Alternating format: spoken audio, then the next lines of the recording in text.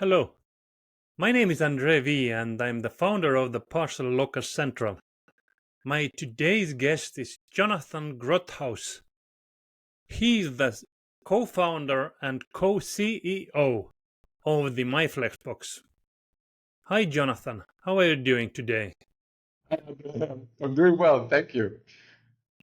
It's really nice to have you here because, as you might know, I'm a fan of lockers and locker networks, and my Flexbox is one of the most interesting agnostic networks in DACH region. So, can you please briefly describe for the viewers what is my Flexbox and where you are operating? Sure, perfect. So we're an open and agnostic network. So we came out of a corporate startup from Salzburg AG, and it was founded by me and Peter as our CTO and Lucas. So Lucas and I, we're the co-CEOs with Peter together, and yeah, and we founded it within a corporate startup. And for us, it's very important that we have this neutrality in the market. So we're not a logistic company, and therefore we were able to build really this agnostic network because we were able to build up the trust with the carriers that they really trusted us, that we are able to build and provide an agnostic network, but we will not become a competition of them. And that was in the early days, that was very important and is still very important, and our core. And yeah, we are now operating in Austria and in Germany. In Austria, we're already the largest open network. We have 550 locations. And in Germany, we just started last year, and we entered the market successfully. So we now have 250 locations in Germany.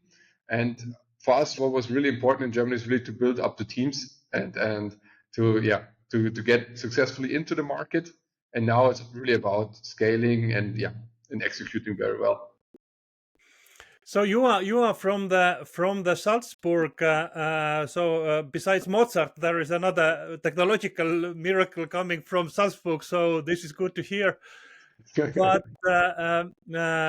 from your start, I have somewhere got the information that before you started, actually, you wrote down approximately 50 different use cases for lockers. And my question is, are those 50 still valid? And have you implemented all those use cases for your network, or it was just for testing purposes? Oh, now you're touching already one of my most passionate topics, because my background is product development, and so prior my Flexbox, I had a project within the corporate, the Salzburg AG, to work with smart lockers and what we can do with smart lockers, and that was the point when we really tested out 50 different, like everything pretty much you can do, because I just saw the locker. I was like, oh wow, this is really cool what you can do with this. And yeah, and then we narrowed it down over half a year. So we had an innovation challenge, and within this framework, design thinking framework, we really try to test as much as possible and to really find out, okay, what is how big is the value of each use case, and how much is it scalable, and how good does it fit to the USPs of our energy provider as Salzburg AG. And then we narrowed it down to 2 or 3 use cases, and that's exactly the point where Lucas and Peter were coming in, and that's the start when we really started to go with my Flexbox to say, okay, we really want to push this. And yeah, for example, like cooled lockers, and also some handover cases or storage cases. And yeah, then at some point at the beginning, we also we were selling our lockers to businesses. So we had some sort of B2B business, but then we also saw, okay, this is not a way how we can scale really if we want to become an public network. And so then we piloted a little bit, pivoted, and yeah, from all these 50, so currently we have this strong focus, of course, on the parcel, on the parcel product, because it's really the best one to scale the network. But we built the software from scratch that way. So our superpower is really the software and the platform. So we have Peter, and he's a really good software engineer. And he already has in focus to that we one day we will have all these 50 and more use cases live. So we have on in our platform we have a lot of them actually live, but we haven't rolled out of them all of them yet. And yeah, that's really a topic for me that I want to get more and more of these use cases rolling. But we have a lot of them already live. Why I'm asking that is actually the reason that uh, the carrier-specific networks are dedicated mainly to parcel deliveries, and this is understandable. This is their core business. But what I believe and I see from the future that the lockers are going to be multifunctional. This is not only parcels. There are different kind of services, rentals, whatever things are going to be available, and that's why I'm relying on my hope to the agnostic networks that you have also initiatives and sort of openness to other use cases, and I see it from the different area, different markets in Northern America and Australia. Those countries are not so parcel delivery oriented in lockers, but they are using it differently. So this is Mhm. very interesting. But still talking about the parcel deliveries. Uh, I got some numbers from you that you have approximately 500 lockers in Austria and 50,000 compartments. That means you have approximately 100 compartments lockers that are pretty big. Do you have 100 compartments lockers on average? Yeah, the average is a little bit below 100. I think currently it's like 83 or 85. But yeah, we have quite big lockers. Um, yeah, because yeah, I think in the size really matters in the in the path lock industry. That's something Adam from Foxpost once said, and since he said that, I really like this quote. And especially, I think for agnostic networks, it's really important to build big locations and big lockers to really have the network effects for all carriers. So we I really believe in that.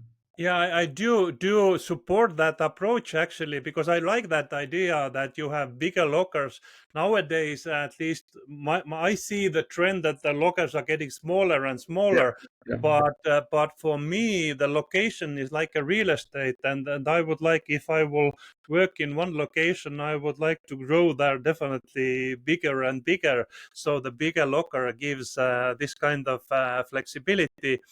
But talking about Maybe the if I can add here, like we have our so we tested this out as well, and so our smallest locations have like 35 compartments, and we really see it here that for a really truly agnostic network. So we are very advanced. So our partners and clients tell us that we have the most advanced platform in terms of agnostic in Europe, and because we're already working with DPD, GLS, UPS, FedEx, DHL, and so forth, and we have many other use cases and couriers on it as well. And for example, if you imagine all the smaller lockers, they have like 20 compartments. So then you have like one at least one day with the when a parcel arrives, which is what they occupy the compartment. So you have one day. So that means you only have from these 20 compartments, you only have 10 available per day, and you have like if you have 5 or 6 different carriers, that means they have a parcel per stop rate from 1.2 or 1.3. So well, then I can keep going to the door because that's the same efficiency as if I would go just to the door. Yeah, this is exactly my thinking, and I really love that approach, and I think this is the good one. And you mentioned already efficiency, but the efficiency is not gained with a metal lockers. It's gained with a software, and you have built your own software. You have your own software team. Is it so? Yeah, that's really our superpower. So yeah, building a startup always has something to do with luck, and yeah, we had this luck that Peter, Lucas, and I we have very different skill sets, and we have Peter as our CTO, and he's really a great engineer, software engineer. Yeah, he was one of the first employees from Runtastic and built this app, and we already also had the time to really think about the architecture and to test all these use cases, to work with the clients. So we took us it took us like a year to really build the architecture the way that we think, okay, that's going to be scalable in the future, and to have all of this in mind. Because in terms of agnostic networks, we discussed it before, is I think it's much more challenging for agnostic networks to really become efficient in terms of capacity management. So when I talk to our AI engineer, who's responsible for our capacity management, he has a lot of like it's really crazy how many numbers he has, and because we have to cover so many revenue streams, and to really make sure that these are very efficient and to improve them all by themselves and in the combined way is much more challenging.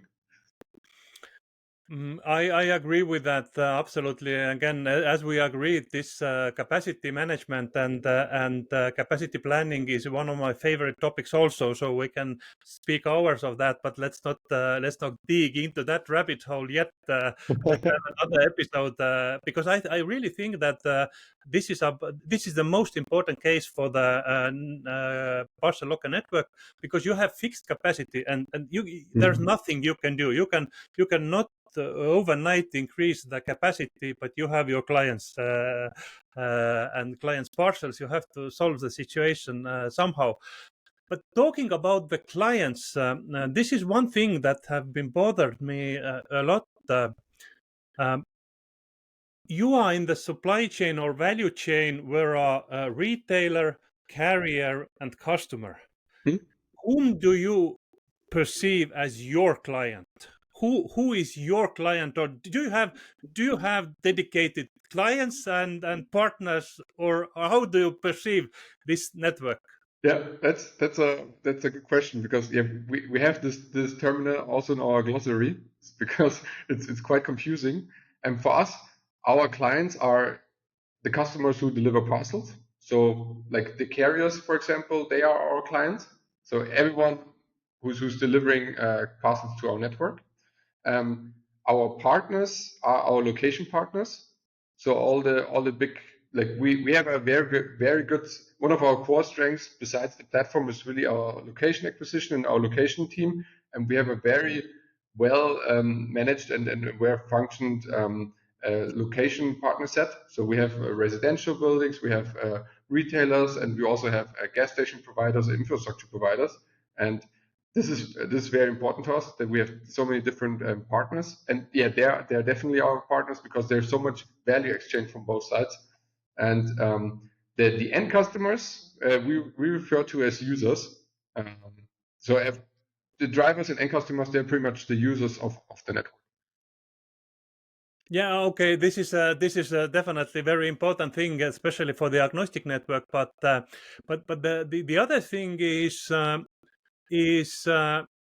what are the options for agnostic networks to increase volume, because the parcel volume is the essence. You need volumes. Do you have some kind of initiative towards your clients, it means carriers, how you can increase volumes that are coming in? Um, yeah, we try to so we have very close relationships with our partner carriers, and it took a while to get there, of course. Um, but what we did is really to build up. So that's important for us, really, to build up the trust. To say, okay, we're really this neutral player, and we just want to build a really good last mile ecosystem and last mile infrastructure everyone can use, and especially the carriers. And since we have this big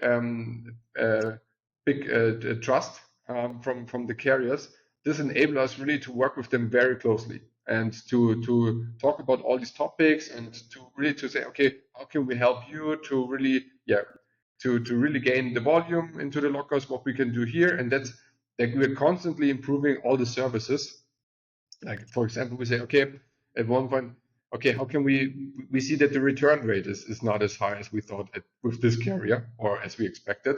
Okay, what can we do to increase the return rate? Or direct deliveries. Okay, we saw, like, we do a lot of customer journey testing, and then we see, okay, hey, one carrier, hey, you were integrated into this e-commerce shop, suddenly you're not integrated anymore. And by the way, we tested the customer journey, and and this point is not really working perfectly for agnostic network or smart lockers at all. And that's and these are the topics we then discuss with our clients to really improve them together. Fascinating, fascinating. I really like the idea of testing these use cases, or let's say having this kind of thinking in agnostic network. But talking about the future and the challenges, you have been established already in Austria, but now you are trying to conquer also small country Germany. Yeah. So, so and again, you have DHL from that country, and you have the agnostic network one stop box launched recently in Germany. How do you see the German market? How do you see the competition? What are your sort of competitive edge in that market? What you see? So in general, how we end up in Germany is that we had a really successful case in Austria, and when we had like 350, 400 locations, or it was 300 locations, a lot of our clients and customer partners really ask us, hey, can we extend further? What about these countries and these countries and these countries? So the demand came from the market side. And then we started looking into the other countries, and we saw, okay, we have a really good opportunity in Germany because most of our clients or carriers are already working there as well, and we already had the connection from Austria to Germany, so we knew them already, and we knew that okay, that this could work. And we also saw that you have the DHL as the largest one, and we saw, since I'm I'm German myself, and that the Germans are pretty they're acting pretty close to the Austrian people, and so for them to have like 5 or 6 closed networks next to each other, that's really not the way of working. Like that's something like they are all very aware of, that they don't want to have this kind of landscape. As you can see, like in Eastern Europe, you can see it also in France, for example. I think you posted a picture last week. I couldn't believe it. Like even in France now, you have like 5 different lockers next to each other, and that's something like the Germans are very aware of, that this is something they don't want to have in the cities. And also that was the same in Austria, and so they're trying to regulate it as much as possible that this will not happen. And so we saw, okay, DHL, of course, they're already there. And we saw, okay, we really have this opportunity with an agnostic approach to really tackle the market, and with the trust from our carriers, that they will work with us together, that we build this infrastructure to really support their density of network. So for us, our core mission is that we want to increase the density of their networks. Like, we don't have to approach, the market is so big. Like we don't have to approach it. We have to say we have to be the biggest ones, but we really want to build, of course, a very good and dense network, which really helps the carriers to increase out of home efficiency, and therefore become more efficient in terms of times and ways we can reduce for the users. And that's how we perceive the market. And talking about the DHL move, well, I think it was a very interesting move, and a very smart move from them. Also because they see what is happening in Europe in the locker market, and I think it was more about a preemptive move for other competitors which could enter the market.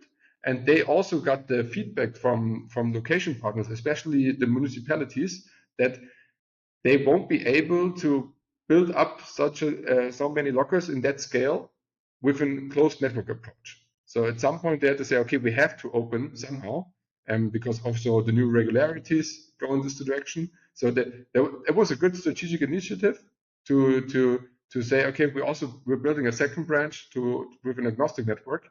In terms of what is the differentiator, is for us it's again the trust and the neutrality. So we are 100% neutral, and this enables us to work completely more deeply with the carriers than it would be possible with DHL, because at the end of the day, everyone knows, okay, it's actually DHL, and all the data I send them and all the know-how I give them is going 100% to DHL. And that's when we talk about capacity management and efficiency and how to automate and optimize use cases and customer journeys. That's really challenging if you're actually working with one of your biggest competitors. It is, but in a sense, I agree with you that it was very brilliant move from DHL. I didn't anticipate that from the sort of big and corporate organization, but it was quite a rebel move, let's say. But on the other hand, I see that this is also good for you, because you need also partners that are promoting parcel locker delivery. You cannot alone never achieve those results. So I think that there are place for everybody of you, and I really wish you a success in German markets, because this has been sort of underdog yet for the locker delivery. So you get my blessing for that, and hope you succeed in that.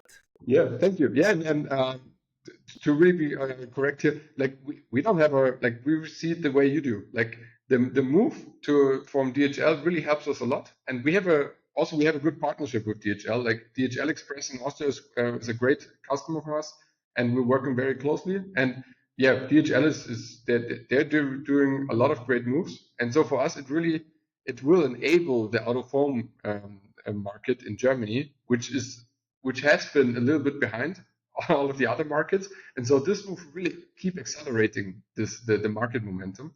And what I say, I think it's going to be more difficult for players who are not in the market yet to enter the market, because it's, as I said, the Germans, they want to have agnostic networks. Like if you go to a location partner without an agnostic network nowadays, it's barely possible to really build up a network, because they saw and they see what is happening in other countries. And now you have us already, then you have the one-stop box movement, and to have enough space in the market to get to the location partners is becoming very difficult for other players if they want to enter the market. So it's really been a great move from DHL, and it will help the whole market. So it's good. Absolutely. But listen, Jonathan, I think we have to wrap up for today. But I need your promise that we have another episode talking about capacity management and those 50. Yeah, definitely. That would be great, Andre. It's been really great. Okay, but thank you again. It was really interesting, and I think we will prolong that discussion in some kind of format. Thank you, and I wish you really best for the conquering German market and with your business in Austria and DACH region. Thank you so much.